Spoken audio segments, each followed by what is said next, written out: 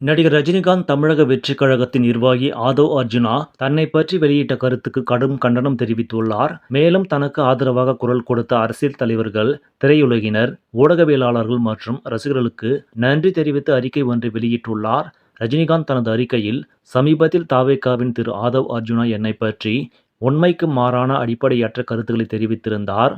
இது என்னை மிகவும் வருத்தமடைய செய்தது என்று குறிப்பிட்டுள்ளார். ஆதவ் அர்ஜுனா ரஜினிகாந்த் அரசியலுக்கு வர விரும்பினார். ஆனால் திமுக குடும்பத்தின் மிரட்டலால் வராமல் போனார் என்று பேசியிருந்தார். இந்த கருத்து பெரும் சர்ச்சையை ஏற்படுத்தியது.